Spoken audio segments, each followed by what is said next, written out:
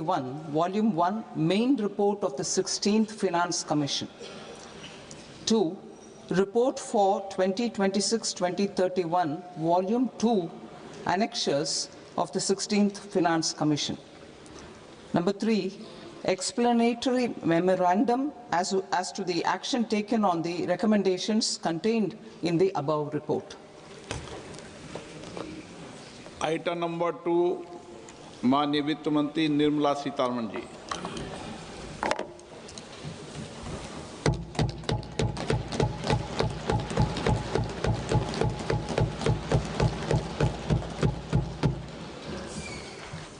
Honorable Speaker, sir, on the sacred occasion of Magh Purnima and the birth anniversary of Guru Ravidas, I present the budget for the year 2026-2027. Since we assumed office 12 years ago, India's economic trajectory has been marked by stability, fiscal discipline, sustained growth, and moderate inflation.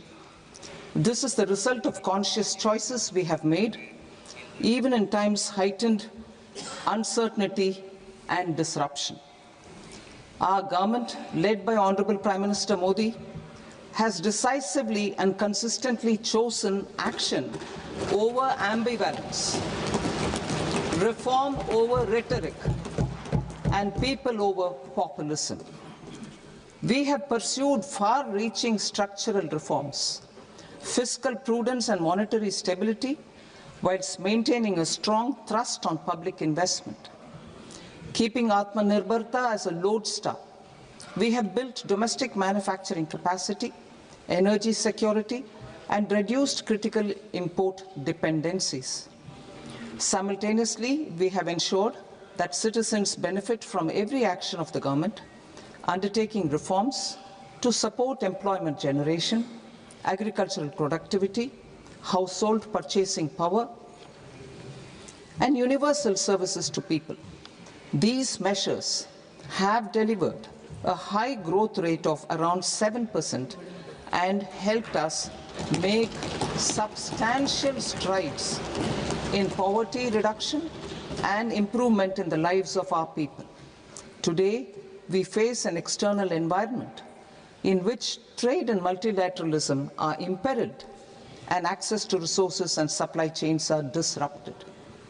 New technologies are transforming production systems while sharply increasing demands on water, energy, and critical minerals. India will continue to take confident steps towards Vikasit Bharat, balancing ambition with inclusion. As a growing economy with expanding trade and capital needs, India must also remain deeply integrated with global markets, exporting more and attracting stable long-term investment. As I begin Part A, I want to express my gratitude to the people for standing firmly with us as we forge our way together towards becoming one of the largest economies of the world.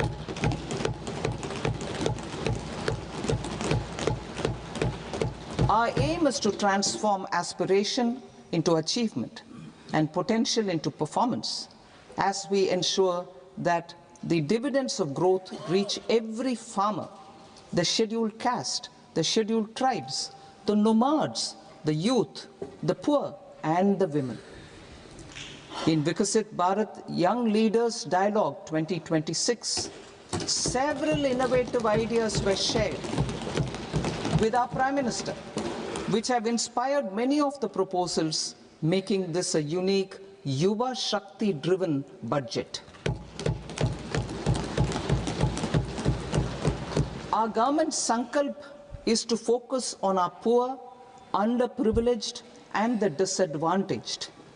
To deliver on this sankalp, and given that this is the first budget prepared in Kartavya Bhavan, we are inspired by three Kartavya.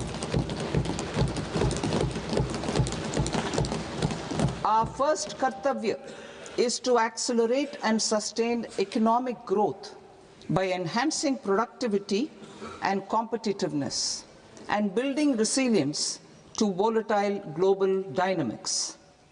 Our second kartavya is to fulfill aspirations of our people and build their capacity, making them strong partners in India's path to prosperity. Our third kartavya, aligned with our vision of Sabka Saath, Sabka Vikas, is to ensure that every family, community, region, and sector has access to resources, amenities, and opportunities for meaningful participation. This threefold approach requires a supportive ecosystem. The first requirement is to sustain the momentum of structural reforms, continuous, adaptive, and forward-looking. Second, a robust and resilient financial sector is central to mobilizing savings, allocating capital efficiently, and managing risks. Third, cutting-edge technologies, including AI applications, can serve us as force multipliers for better governance. Reform Express. Our government has undertaken comprehensive reforms towards creating employment, boosting productivity, and accelerating growth. After the Prime Minister's announcement on Independence Day in 2025, over 350 reforms have been rolled out. This includes GST simplification, notification of labor codes, and rationalization of mandatory quality control orders. High-level committees have been formed, and in parallel, the central government is working with the state governments on deregulation and reducing compliance requirements. The Reform Express is well on its way and will maintain its momentum to help us fulfill our kartavya. I now move to specific proposals. Under our first kartavya, to accelerate and sustain economic growth, I propose interventions in 6 areas. 1. Scaling up manufacturing in 7 strategic and frontier sectors. 2. Rejuvenating legacy industrial sectors. 3. Creating champion MSMEs. 4. Delivering a powerful push for infrastructure. 5. Ensuring long-term security and stability. And 6. Developing city economic regions. Scaling up of manufacturing in 7 strategic and frontier sectors. Biopharma Shakti, meaning biopharma strategy for health advancement through knowledge, technology, and innovation. India's disease burden is observed to be shifting towards non-communicable diseases like diabetes, cancer, and autoimmune disorders. Biologic medicines are key to longevity and quality of life at affordable costs. To develop India as a global biopharma manufacturing hub,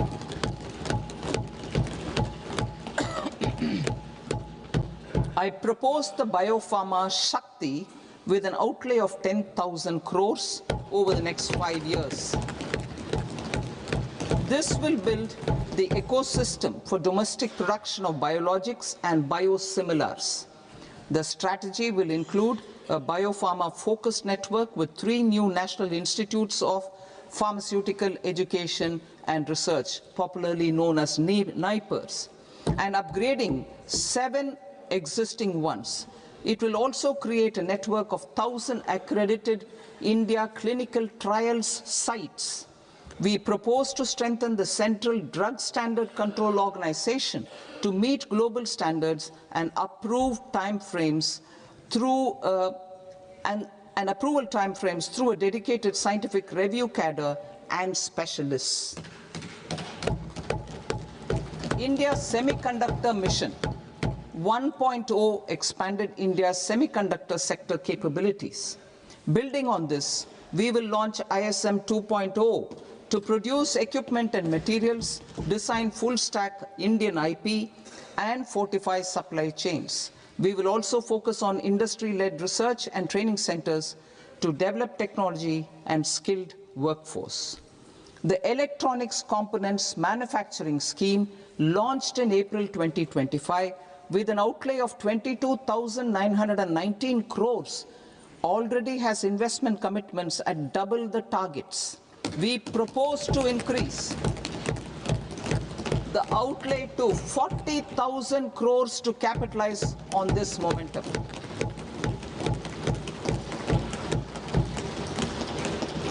A scheme for rare earth permanent magnets was launched in 2025 November. We now propose to support the mineral-rich states of Odisha, Kerala, Andhra Pradesh, and Tamil Nadu to establish dedicated rare earth corridors to promote mining, processing, research, and manufacturing. To enhance domestic chemical production and reduce import dependency, we will launch a scheme to support states in establishing 3 dedicated chemical parks through challenge route on a cluster-based plug-and-play model. Strong capital goods.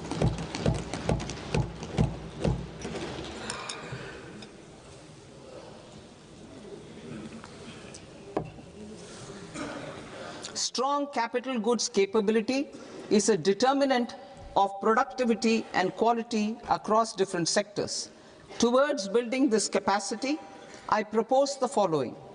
High-tech tool rooms will be established by central public sector enterprises at 2 locations as digitally enabled automated service bureaus that locally design, test, and manufacture high-precision components at scale and at lower cost. 2. A scheme for enhancement of construction and infrastructure equipments will be introduced to strengthen domestic manufacturing of high value and technologically advanced CIE.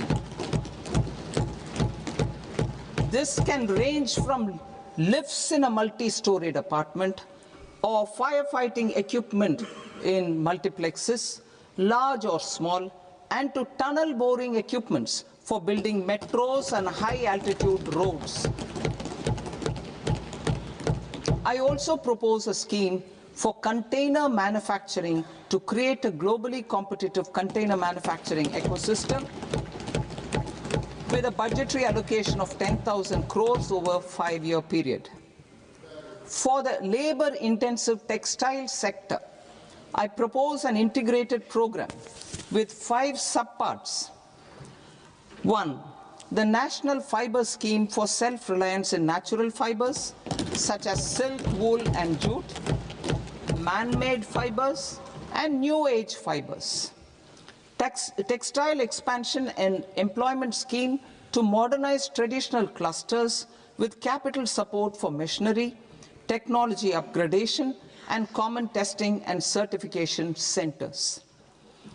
3. The National Handloom and Handicraft Program to integrate and strengthen existing schemes and ensure targeted support for weavers and artisans.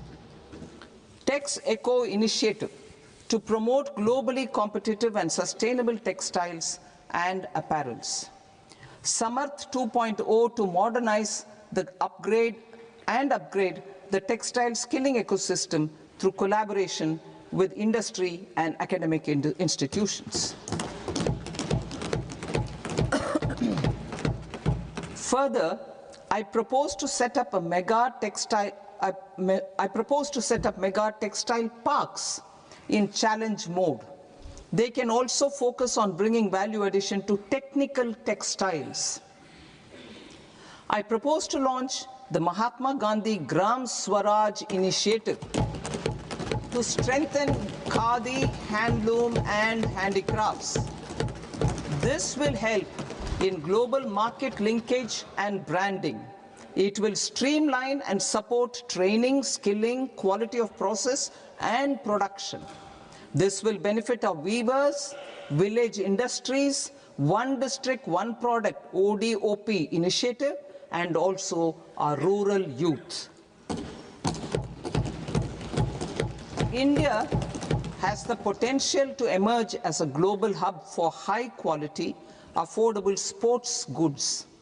I propose a dedicated initiative for sports goods that will promote manufacturing, research, and innovation in equipment design as well as material sciences. Rejuvenation of legacy industrial clusters.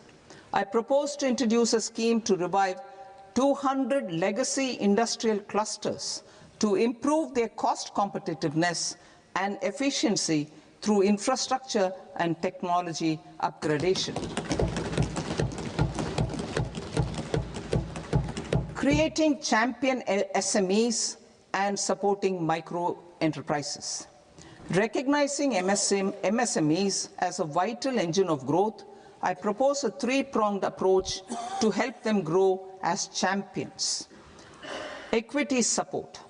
I propose to introduce a dedicated 10,000 crores SME growth fund to create future champions, incentivizing enterprises based on select criteria. I also propose to top up the Self-Reliant India Fund set up in 2021 with 2,000 crores to continue support to micro enterprises and maintain their access to risk capital.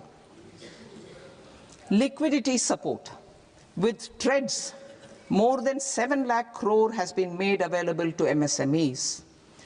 To leverage its full potential, I propose 4 measures. 1.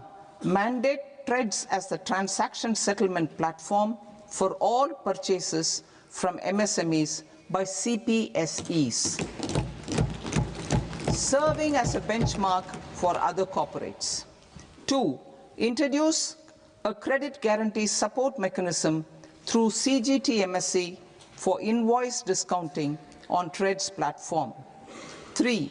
Link GEM with TREDS for sharing information with financiers about government purchases from MSMEs, encouraging cheaper and quicker financing. 4. Introduce TREDS receivables as asset-backed securities, helping develop a secondary market, enhancing liquidity and settlement of transactions. Professional support. Government will facilitate professional institutions such as the ICAI, ICSI, ICMAI to design short-term modular courses and practical tools to develop a cadre of corporate mitras, especially in Tier 2 and Tier 3 towns. These accredited para-professionals will help MSMEs meet compliance requirements at affordable costs. Infrastructure. During this past decade, our government has undertaken several initiatives for large-scale enhancement of public infrastructure, including through new financing instruments such as Infrastructure Investment Trust (InvITs) and Real Estate Investment Trust (REITs), and institutions like NIIF and NABFID. We shall continue to focus on developing infrastructure in cities with over 5 lakh population, that is Tier 2, Tier 3 cities, which have expanded to become growth centers. Public capital expenditure has increased manifold from 2 lakh crore in 2014-15 to an allocation of 11.2 lakh crore in BE 25-26. In this coming year, that is financial year 2026-27, I propose to increase it to 12.2 lakh crores to continue the momentum.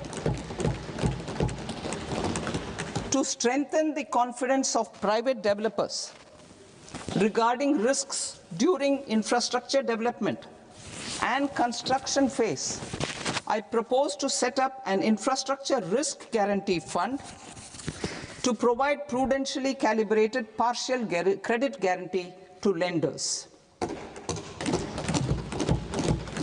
Over the years, RITES have emerged as a successful instrument for asset monetization.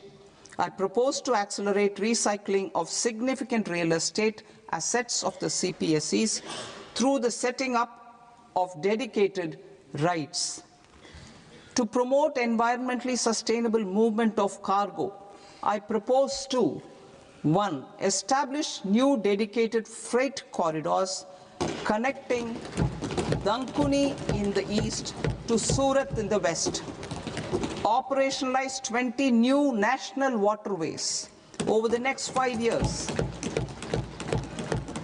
starting with National Waterways 5 in Orissa to connect mineral-rich areas of Talcher and Angul and industrial centers like Kalinga Nagar to the ports of Paradeep and Dhamra.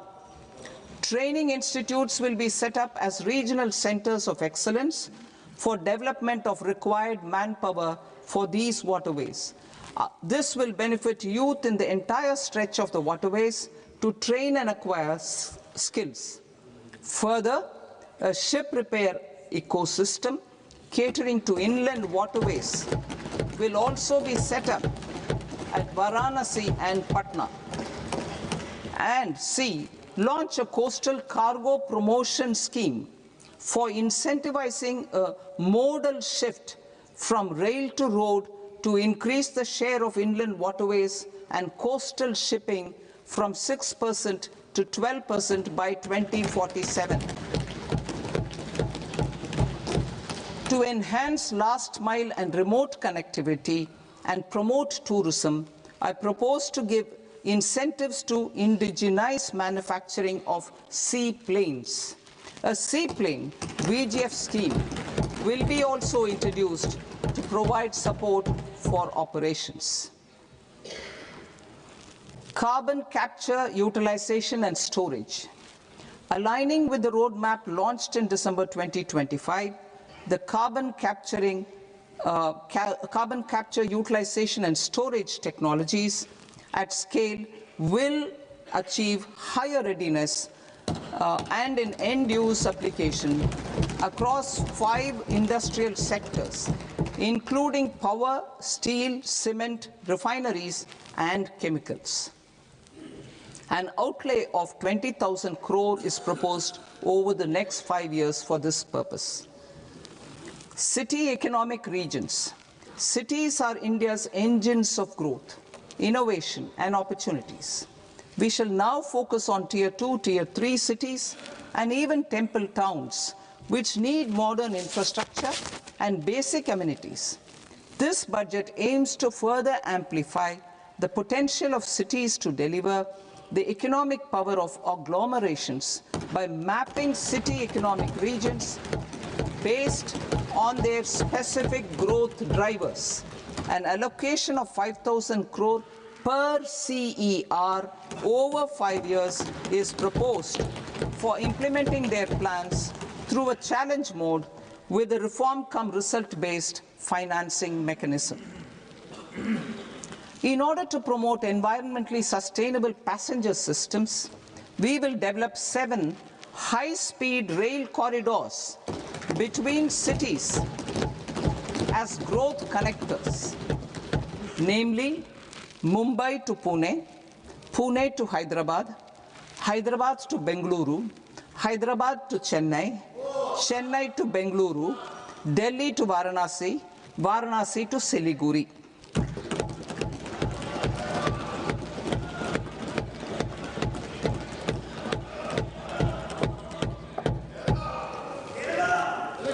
Financial sector. The Indian banking sector today is characterized by strong balance sheet, historic highs in profitability, improved asset quality, and coverage exceeding 98% of villages in the country. At this juncture, we are well placed to futuristically evaluate the measures needed to continue on the path of reform-led growth of this sector. I propose setting up a high-level committee on banking for Vikasit Bharat. High-level committee on banking for Vikasit Bharat to comprehensively review the sector and align it with India's next phase of growth, while safeguarding financial stability, inclusion, and consumer protection.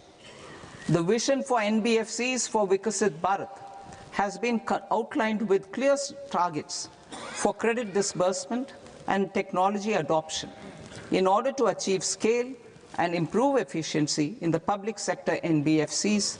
As a first step, it is proposed to restructure the Power Finance Corporation and Rural Electrification Corporation. I propose a comprehensive review of the foreign exchange management non-debt instruments rules to create a more contemporary, user-friendly framework for foreign investments consistent with India's evolving economic priorities. Corporate bond market. I propose to introduce a market-making framework with suitable access to funds and derivatives on corporate bond indices. I also propose to introduce total return swaps on corporate bonds. Municipal bonds. To encourage the issuance of municipal bonds of higher value by larger cities, I propose an incentive of 100 crore rupees for a single bond issuance. 100 crore rupees for a single bond issuance of more than 1,000 crore. The current scheme under Amrit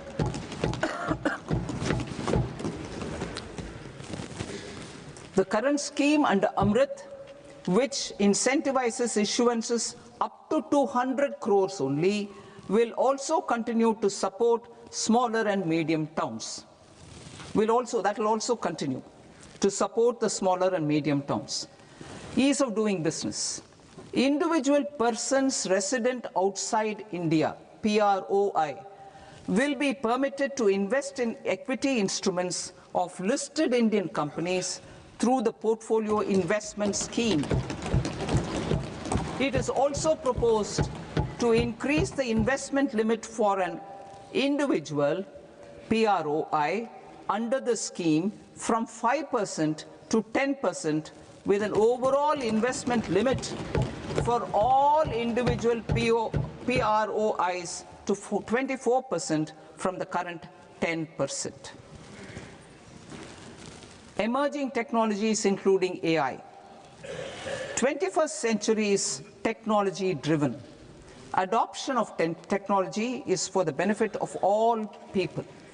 Farmers in the field, women in STEM, youth keen to upskill, and Divyangjan to access newer opportunities. The government has taken several steps to support new technologies through AI Mission, National Quantum Mission, Anusandhan National Research Fund, and Research and Development and Innovation Fund. Our second kartavya is to fulfill aspirations and build capacities. Close to 25 crore individuals have come out of multi-dimensional poverty through a decade of our government's sustained and reform-oriented efforts.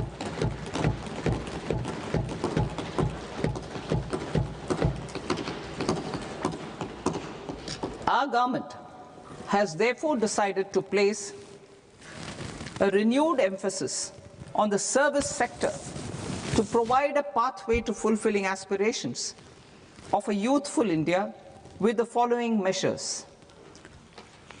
I propose to set up a high-powered Education to Employment and Enterprises Standing Committee to recommend measures that focus on services sector as a core driver of Vikasit Bharat. This will make us a global leader in services with a 10% global share by 2047. The committee will prioritize areas to optimize the potential for growth, employment, and exports. They will also assess the impact of emerging technologies, including AI, on jobs and skill requirements and propose measures thereof. To create a range of skilled career pathways, a new range of skilled career pathways for our youth, I propose interventions in the following sectors. Health. Existing institutions for allied health professionals will be upgraded and new AHP institutions established in private and government sectors. This will cover 10 selected disciplines, including optometry, radiology, anesthesia, OT technology, applied psychology, and behavioral health, and add 1 lakh AHPs over the next 5 years. A strong care system covering geriatric and allied care services will be built. A variety of NSQF-aligned programs will be developed to train multi-skilled caregivers, combining core care and allied skills such as wellness, yoga, and operation of medical assistive devices. In the coming year, 1.5 lakh caregivers will be trained.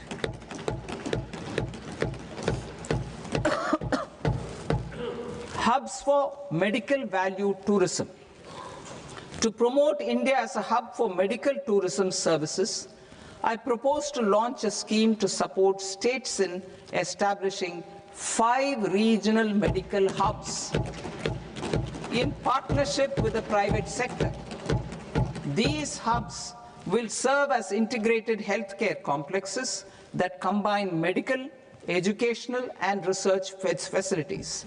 They will have Ayush centers, medical value tourism facilitation centers, and infrastructure for diagnostics, post-care, and rehabilitation. These hubs will provide diverse opportunities, job opportunities for health professionals, including doctors and AHPs.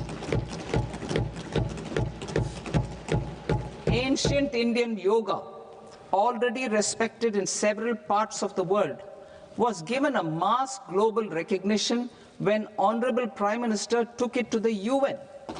Post-COVID, Ayurveda gained a similar global acceptance and recognition.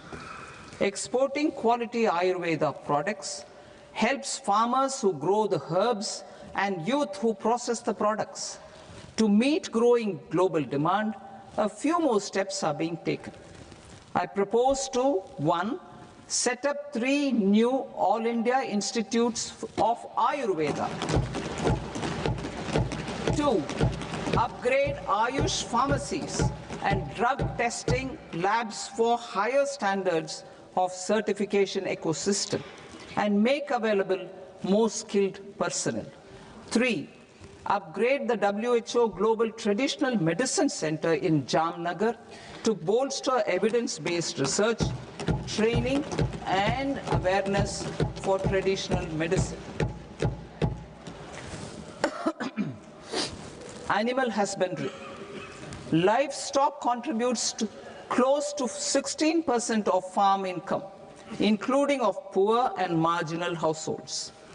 To scale up availability of veterinary professionals by more than 20,000, I propose to roll out a loan-linked capital subsidy support scheme for establishment of veterinary and para-veterinary colleges, veterinary hospitals, diagnostic laboratories, and breeding facilities in private sector.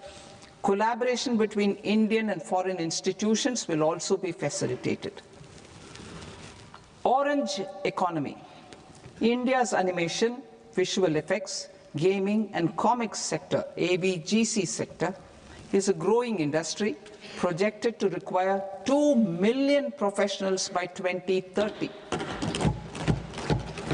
I propose support I propose to support the Indian Institute of Creative Technologies, Mumbai, in setting up ABGC Content Creator Labs in 15,000 secondary schools all over the country and 500 colleges. The Indian design industry is expanding rapidly, and yet there is a shortage of Indian designers.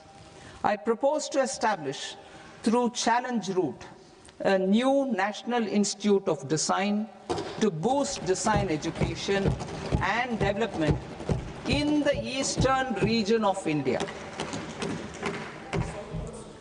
Education.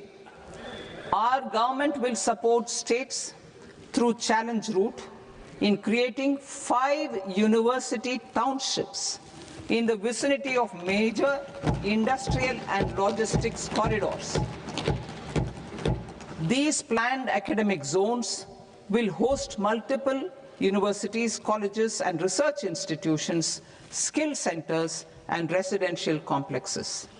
In higher education, STEM institutions, prolonged hours of study and laboratory work pose some challenges for girl students. Through VGF, Viability Gap Funding and capital support, one girls' hostel will be established in every district.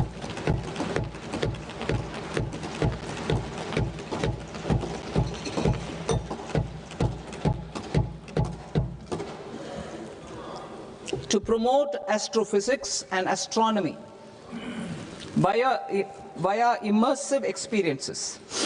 4 telescope infrastructure facilities will be set up or upgraded.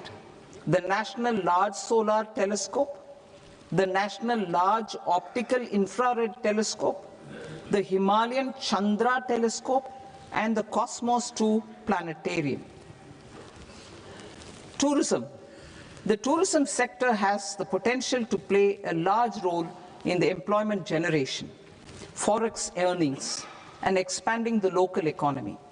I propose to set up a National Institute of Hospitality by upgrading the existing National Council for Hotel Management and Catering Technology. It will function as a bridge between academia, industry, and government. I also propose a pilot scheme for upskilling 10,000 guides in 20 iconic tourist sites through a standardized, high-quality, 12-week training course in hybrid mode in collaboration with the Indian Institute of Management. A national destination digital knowledge grid will be established to digitally document all places of significance, cultural, spiritual, and heritage. This initiative will create a new ecosystem of jobs for local researchers, historians, content creators, and technology partners. India has the potential and opportunity to offer world-class trekking and hiking experience. We will develop ecologically sustainable mountain trails in Himachal Pradesh, Uttarakhand, and Jammu Kashmir. Also in Araku Valley in the Eastern Ghats and Podigai Malai in the Western Ghats. Turtle trails along key nesting sites in the coastal areas of Odisha, Karnataka, and Kerala. And 3 bird watching trails along the Pulikat Lake in Andhra Pradesh, Tamil Nadu. It's on the border. Under the visionary leadership of Honorable Prime Minister, we established the International Big Cat Alliance in 2024. This year, India is hosting the first ever Global Big Cat Summit, where heads of governments and ministers from 95 range countries will deliberate on collective strategies for conservation. Heritage and culture tourism. I propose to develop 15 archaeological sites, including Lothal, Dolavira, Rakigadi, Adichanallur, Saranath, Hastinapur, and Leh Palace into vibrant experiential cultural destinations. Excavated landscapes will be open to the public through curated walkways. Immersive storytelling skills and technologies will be introduced to help conservation labs, interpretation centers, and guides.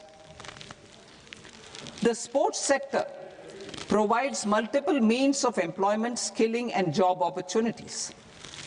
Taking forward the systematic nurturing of sports talent which is set in motion through the Khelo India program earlier, I propose to launch a Khelo India mission to transform the sports sector over the next decade.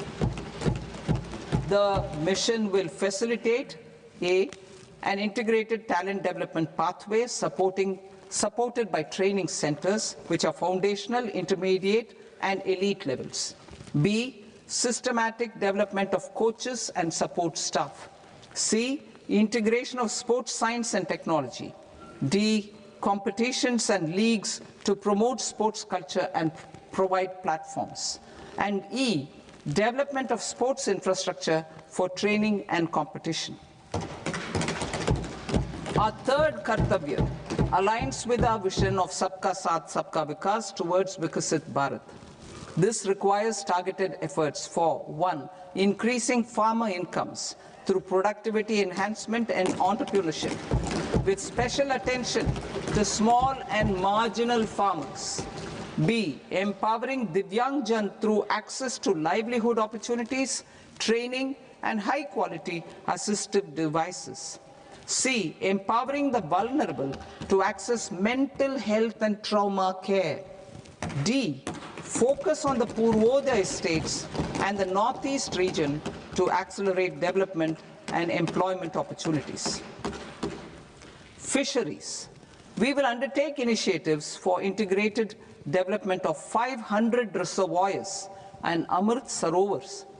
2, strengthen the fisheries value chain in coastal areas and enable market linkages involving startups and women-led groups together with fish farmer producer organizations. Animal husbandry. To provide quality employment opportunities in rural and peri-urban areas, we will support the animal husbandry sector in entrepreneurship development through A, credit-linked subsidy program, B, scaling up and modernization of livestock enterprises, C, enhanced creation of livestock, dairy, and poultry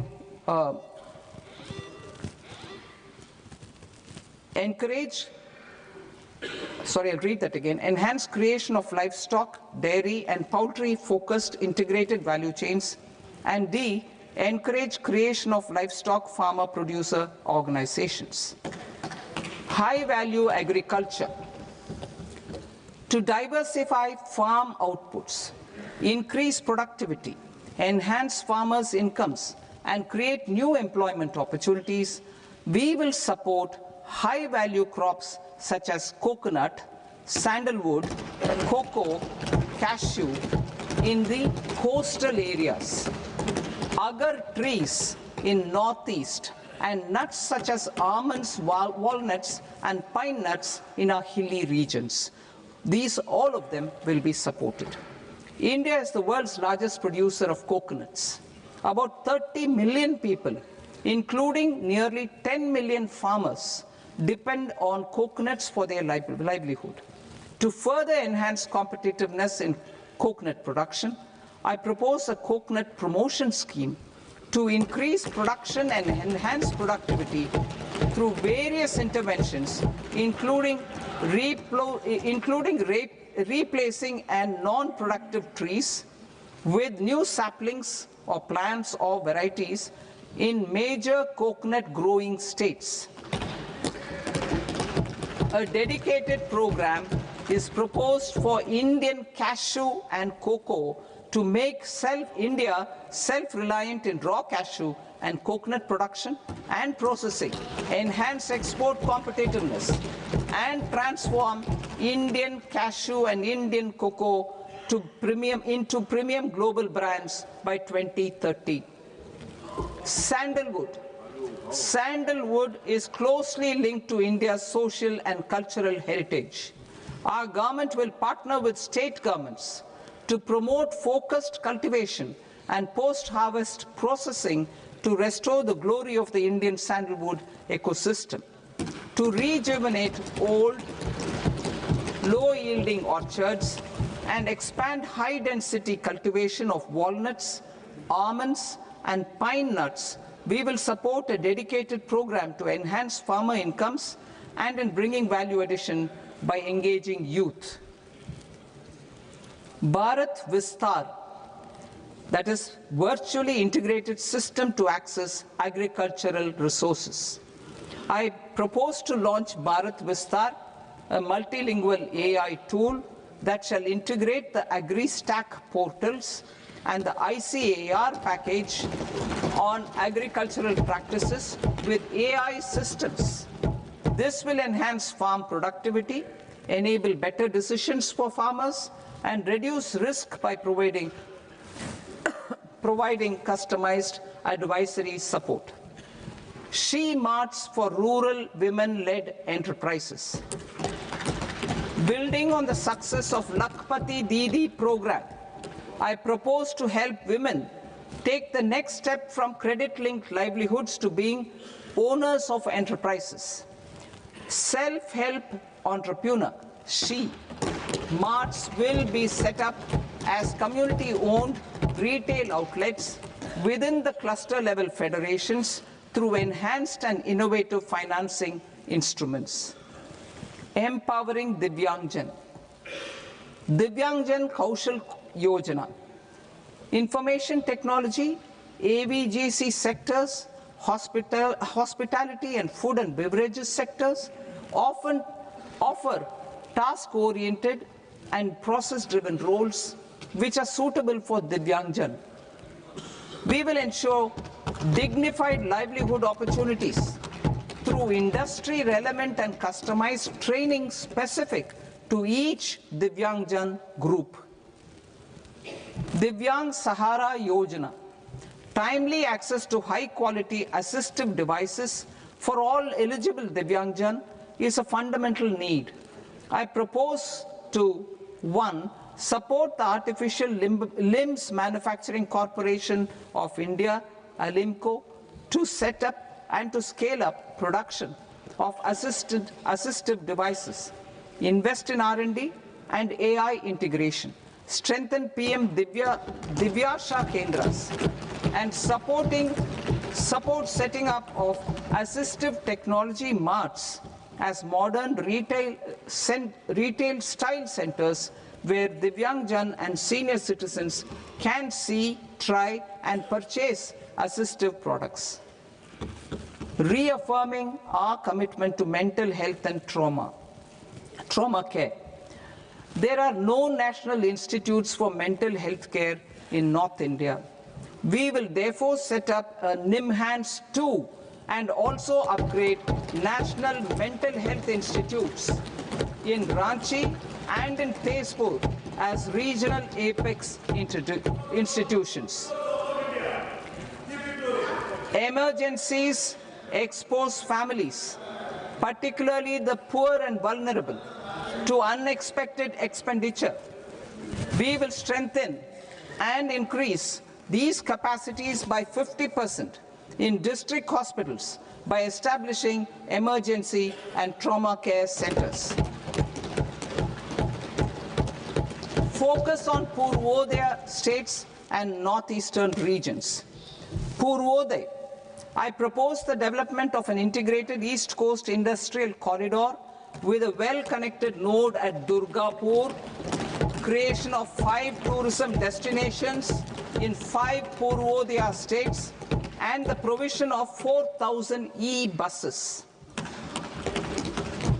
Buddhist sites in northeastern region.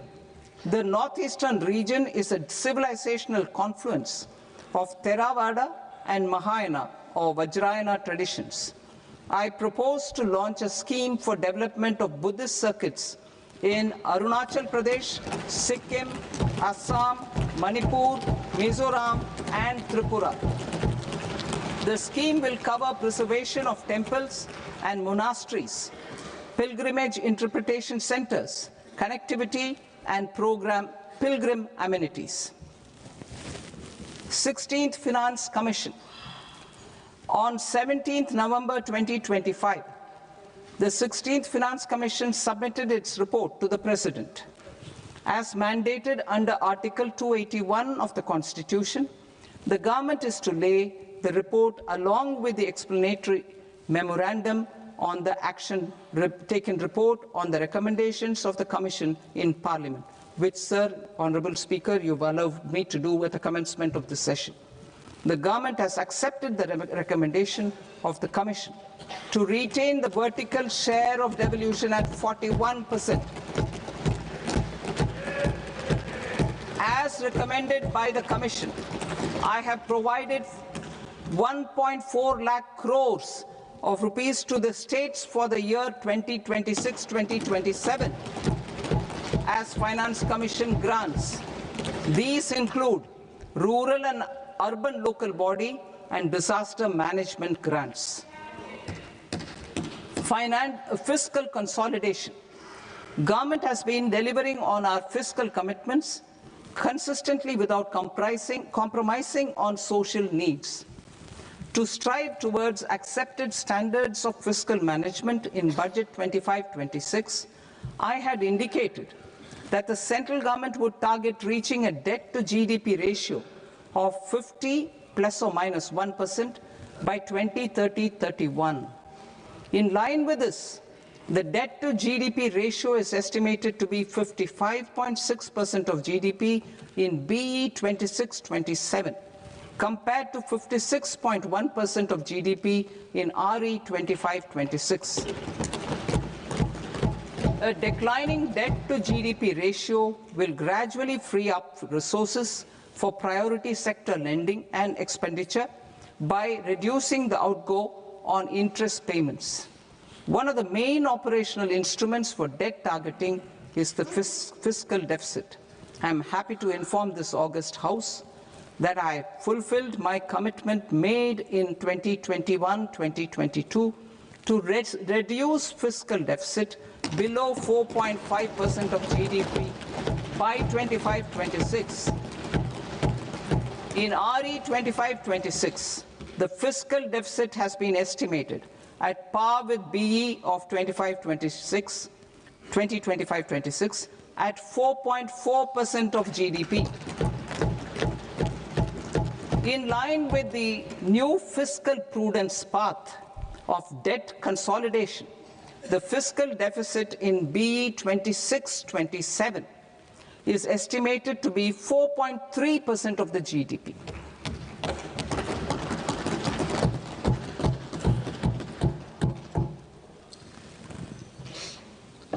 The revised estimates of the non-debt receipts are 34 lakh crore rupees, of which the centre's net tax receipts are 26.7 lakh crore.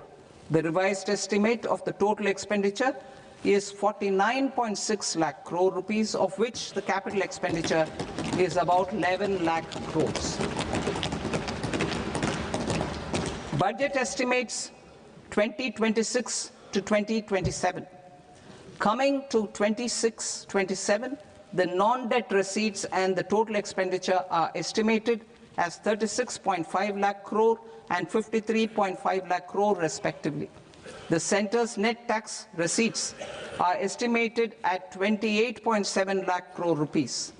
To finance the fiscal deficit, the net market borrowings from dated securities are estimated at 11.7 lakh crore rupees. The balance financing is expected to come from small savings and other sources. The gross market borrowings are estimated at 17.2 lakh crore rupees. I'll now move to Part B. Part B, direct taxes.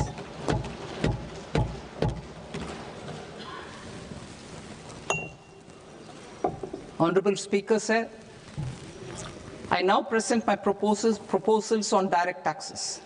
New Income Tax Act. In July 2024, I announced a comprehensive review of the Income Tax Act 1961. This was completed in a record time, and the Income Tax Act 2025 will come into effect from 1st April 2026. The simplified income tax rules and forms will be notified shortly, giving adequate time to taxpayers to acquaint themselves with its requirements. The forms have been redesigned such that ordinary citizens can comply without difficulty. Ease of living. I propose that any interest awarded by the Motor Accident Claims Tribunal to a natural person will be exempt from income tax, and any TDS on this account will be done away with. I propose to reduce TCS rate on the sale of overseas tour program package from the current 5% and 20% to 2% without any stipulation of amount. I propose to reduce TCS rate for pursuing education and for medical purposes under the Liberalized Remittance Scheme, popularly known as LRS, from 5% to 2%. Supply of manpower services is proposed to be specifically brought within the ambit of payment to contractors for the purpose of TDS to avoid ambiguity. Thus, TDS on these services will be at the rate of either 1% or 2% only. I propose a scheme for small taxpayers, wherein a rule-based automated process will enable obtaining a lower or nil deduction certificate instead of filing an application with the assessing officer. For the ease of taxpayer holding securities in multiple companies, I propose to enable depositories to accept Form 15G or Form 15H from the investor and provide it directly to various relevant companies. I propose to extend time available for revising returns from 31st December to up to 31st March with the payment of a nominal fee. I also propose to stagger the timeline for filing of tax returns. Individuals with ITR 1 and ITR 2 returns will continue to file till 31st July, and non-audit business cases or trusts are proposed to be allowed time till 31st August. TDS on sale of immovable property by a non-resident is proposed to be deducted and deposited through resident buyers and his or her PAN-based challan instead of requiring a TAN, which is a temporary accounting number. To address practical issues of small taxpayers like students, young professionals, tech employees, relocated NRIs, and such others, I propose to introduce a one-time 6-month foreign asset disclosure scheme for these taxpayers to disclose income or assets below a certain size. This scheme would be applicable for two categories of taxpayers, namely, A, who did not disclose their overseas income or assets, and B, who disclosed their overseas income and or paid due tax but could not declare the asset acquired. For category A, the limit of undisclosed income or asset is proposed to be up to 1 crore rupees. They need to pay 30% of fair market value of asset or 30% of undisclosed income as tax and 30% as additional income tax in lieu of penalty, and would thereby get immunity from prosecution. For category B, asset value is proposed to be up to 5 crore rupees. Here, immunity from both penalty and prosecution will be available with a payment of fee of 1 lakh rupees. Rationalizing penalty and prosecution. Multiplicity of proceedings are hindrance to the ease of doing business. I propose to integrate assessment and penalty proceedings by way of a common order for both. There will be no interest liability on the taxpayer on the penalty amount for the period of appeal before the first appellate authority, irrespective of the outcome of appeal process. Further, quantum of prepayment is being reduced from 20% to 10% and will continue to be calculated only on core tax demand. As an additional measure for reducing litigation, I propose to allow taxpayers to update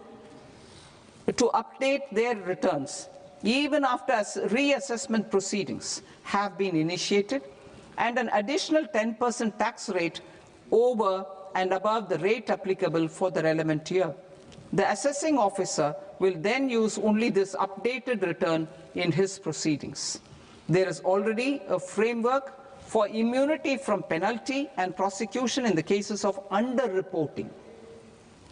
I propose to apply this framework for immunity to misreporting too.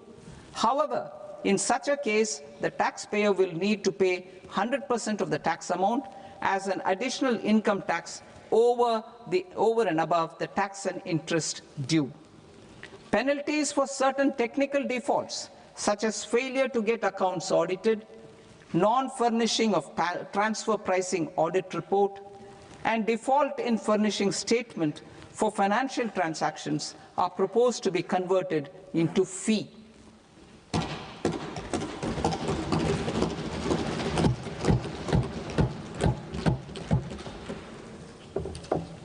I propose to rationalize prosecution framework under Income Tax Act while maintaining a careful balance for deterrence in some serious offence. Non-production of books of account and documents and requirement of TDS payment where payment is made in kind are being decriminalized. Further, minor offences will attract fine only. The remaining prosecutions will be graded commensurate with the quantum of offence. They will entail only simple imprisonment with maximum imprisonment reduced to 2 years and power to courts to convert even those into fines. There is no penalty.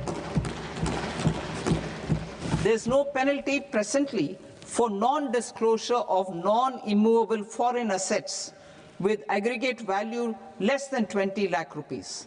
I propose to also provide them with immunity from prosecution with retrospective effect from 1/10/2024.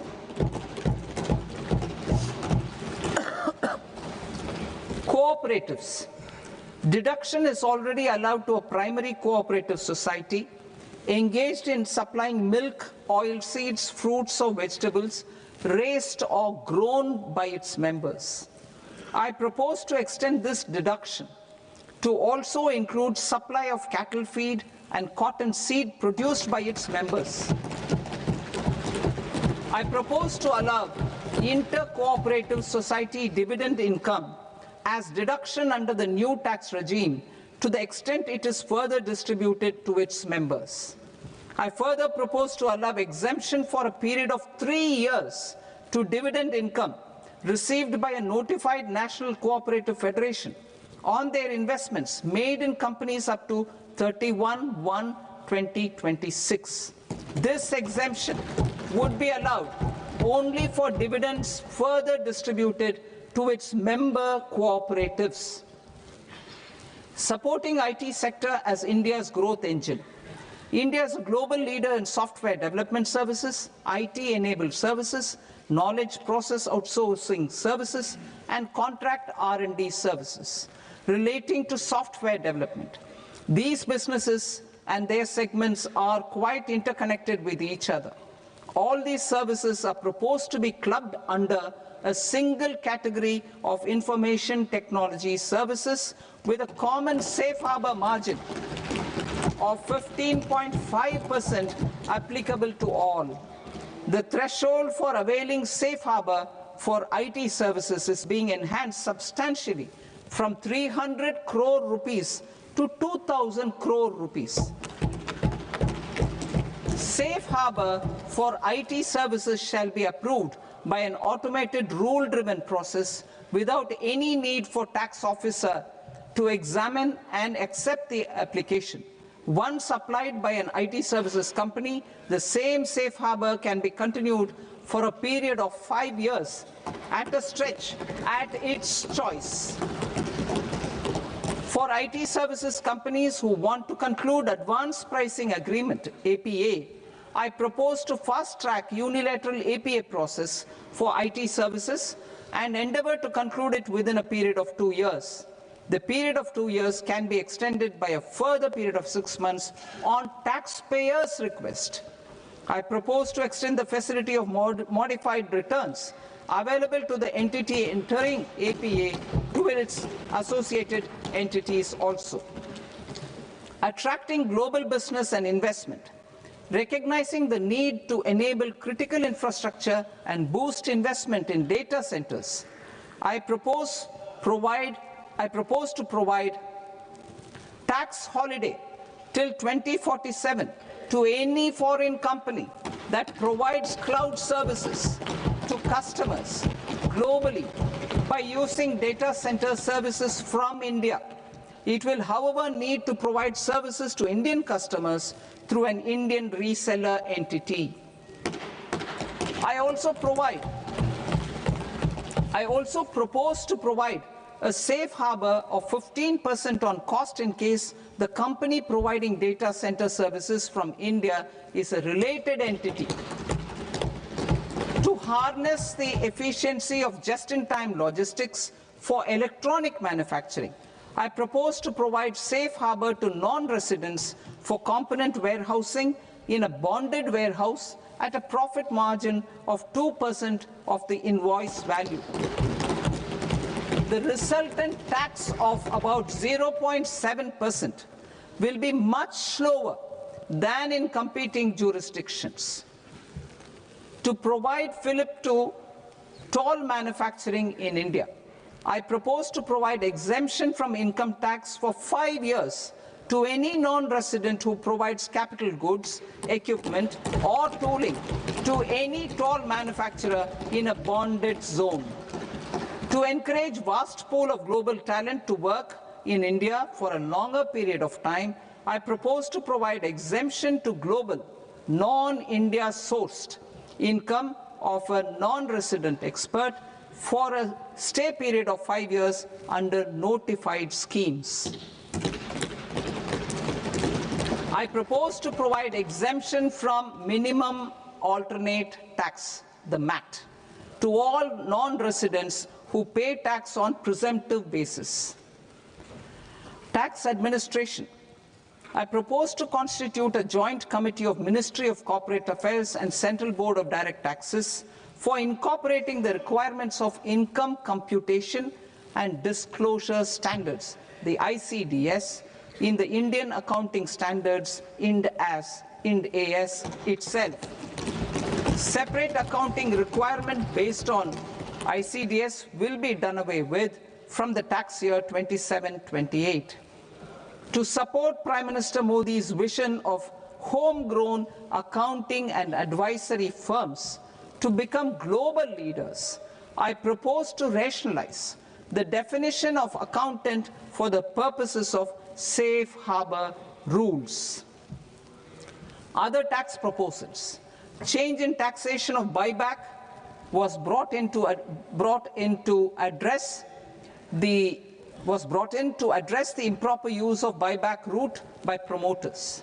In the interest of minority shareholders, I propose to tax buyback for all types of shareholders as capital gains. However, to to disincentivize misuse of tax arbitrage, promoters will pay an additional buyback tax. This will make effective tax 22% for corporate promoters. For non-corporate promoters, the effective tax will be 30%. TCS rate for sellers of specific goods, namely alcoholic liquor, scrap, and minerals, will be rationalized to 2%, and that on tendu leaves will be reduced from 5% to 2%. I propose to raise the STT on futures to 0.05% from the present 0.02%. STT on options premium and exercise of options are both proposed to be raised to 0.15% from the present rate of 0.1% and 0.125% respectively.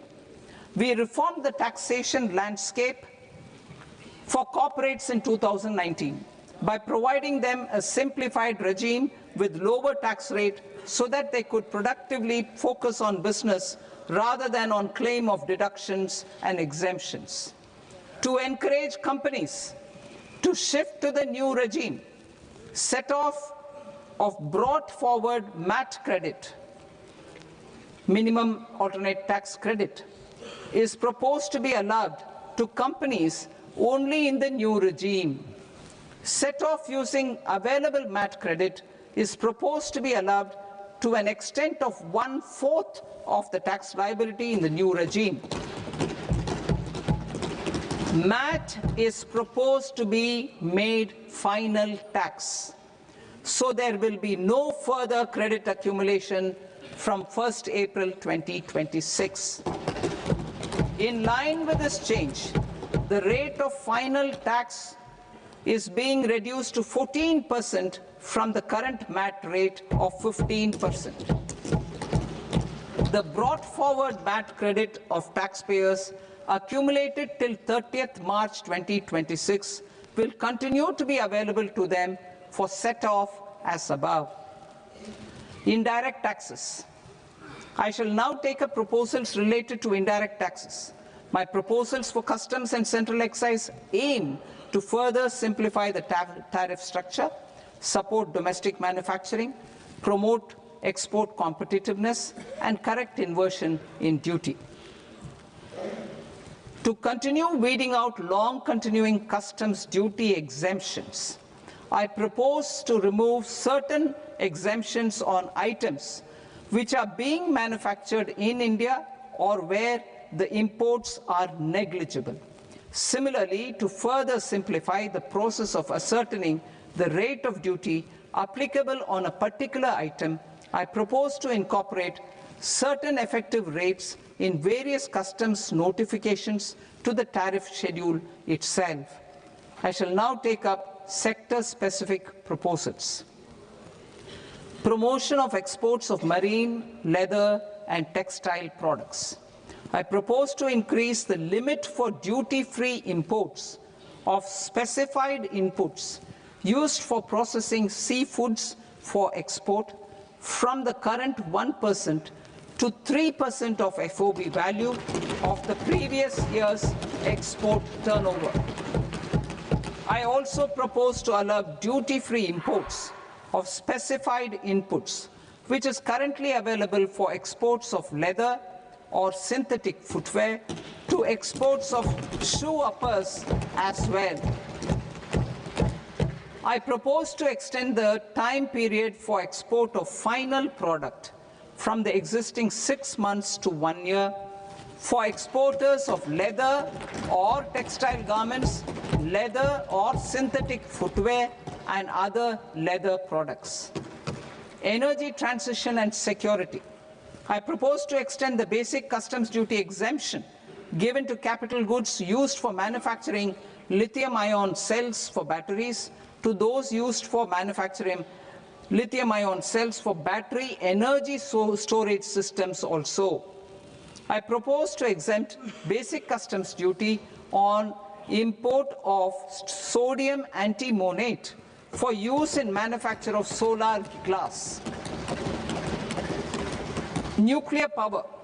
I propose to extend the existing basic customs duty exemption on imports of goods required for nuclear power projects till the year 2035 and expand it for all nuclear plants irrespective of their capacity. Critical minerals. It is proposed to provide basic customs duty exemption to the import of capital goods required for the processing of critical minerals in India. Biogas blended CNG. I propose to exclude the entire value of biogas while calculating the central excise duty payable on biogas blended CNG. Civil and defense aviation. I propose to exempt basic customs duty on components and parts required for the manufacture of civilian training and other aircrafts. It is proposed to exempt basic customs duty on raw materials imported for the manufacture of parts of aircraft to be used in maintenance, repair, or overall requirements by units in the defense sector. Electronics. To deepen value addition in the consumer electronics sector, I propose to exempt basic customs duty on specified parts used in the manufacture of microwave ovens. Special economic zone. To address the concerns arising about utilization of capacity by manufacturing units in the special economic zones due to global trade disruptions, I propose as a special one-time measure to facilitate sales by eligible manufacturing units in SEZs to the domestic tariff area at concessional rates of duty. The quantity of such sales will be limited to a prescribed proportion of their exports. Necessary regulatory changes will be undertaken to operationalize the measures while ensuring level playing field for the units working in the DTA. Ease of living.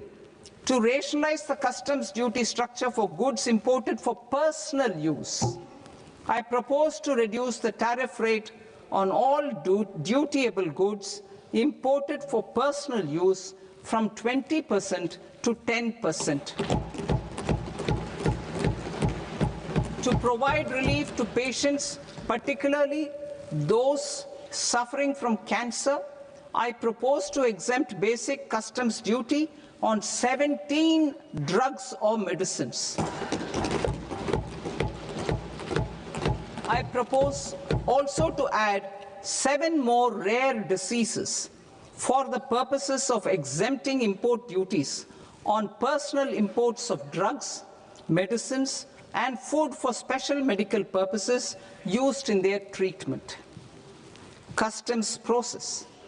India's role and share in the global trade is poised for a major leap in line with our ambition and journey towards Vikasit Bharat. In this regard, I propose many measures for custom processes to have minimal intervention for smoother and faster movement of goods and greater certainty to the trade. Trust-based systems. I propose to enhance duty deferral period for Tier 2 and Tier 3 authorized economic operators, known as AEOs, from 15 days to 30 days. I propose to provide eligible manufacturer importers the same duty deferral facility. This should encourage them to get themselves accredited as a full-fledged Tier 3 AEO in due course. To provide greater certainty and for better business planning, I propose to extend validity period of advance ruling binding on customs from the present 3 years to 5 years. In the spirit of the whole of government approach,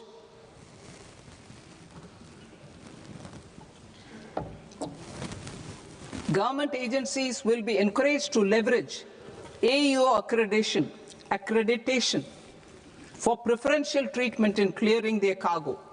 Regular importers with trusted long-standing supply chains will be recognized in the risk system so that the need for verification of their cargo every time can be minimized.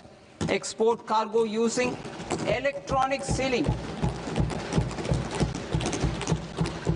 Export cargo using electronic sealing will be provided through clearance from the factory premises to the ship. For import of goods not needing any compliance, filing of bill of entry by a trusted importer and arrival of goods will automatically notify customs for completing their clearance formalities. This will enable goods to be released immediately on arrival. The customs warehouse framework will be transformed into a warehouse operator-centric system with a self-declarations, electronic tracking, and risk-based audit. These reforms will move away from the current system of officer-dependent approvals and reduce transaction delays and compliance costs. Ease of doing business. Approvals required for cargo clearance from various government agencies will be seamlessly processed through a single and interconnected digital window by the end of the financial year. Processes involved in clearance of food, drugs, plant, and animal and wildlife products, accounting for about 70% of interdicted cargo, will be operationalized on this system by April 2026 itself. For goods not having any compliance requirement, clearance will be done by customs immediately after online registration is completed by the importer, subject to the payment of duty. Customs integrated system will be rolled out in 2 years as a single integrated and scalable platform for all customs processes. Utilization of non-intrusive scanning with advanced imaging and AI technology for risk assessment will be expanded in a phased manner with the objective to scan every container across all the major ports. New export opportunities to support Indian fishermen to fully harness the economic value of marine resources beyond our territorial waters. The following measures will be taken. A. Fish catch by an Indian fishing vessel in exclusive economic zone or on the high seas will be made free of duty. Landing of such fish on foreign port will be treated as export of goods. Safeguards will be put in place to prevent misuse during fish catch, transit, or transshipment. To support aspirations of India's small businesses, artisans, and startups to access global markets through e-commerce, I am pleased to announce complete removal of the current value cap of 10 lakh rupees per consignment on courier exports. In addition, handling of rejected and returned consignments will be improved with effective use of technology for identifying such consignments. I propose to revise provisions governing baggage clearance during international travel to address genuine concerns of passengers. The revised rules will enhance duty-free allowances in line with the present-day travel realities and provide clarity in temporary carriage of goods brought in or taken out. There are honest taxpayers who are willing to settle disputes by paying all their dues, but they get deterred due to negative connotation associated with penalty. They will now be able to close cases by paying an additional amount in lieu of penalty. Honorable Speaker, sir, with this, I commend the budget to this august House. Jai Hind.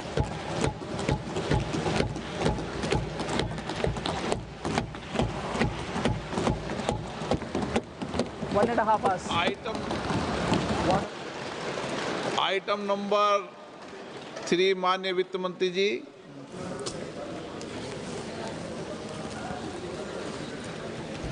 Item number 2, sir. 3. 3. Sir, with your permission, I rise to lay on the table of the the following statements under Section 3, 1 of the Fiscal Responsibility and Budget Management Act of 2003. Medium-term fiscal policy, fiscal policy strategy statement, and macroeconomic framework statement. Item number 4, माननीय वित्त मंत्री जी. Sir, with your permission, I move for leave to introduce the Finance Bill 2026. प्रश्न ये है कि विधेयक को पुनः स्थापित करने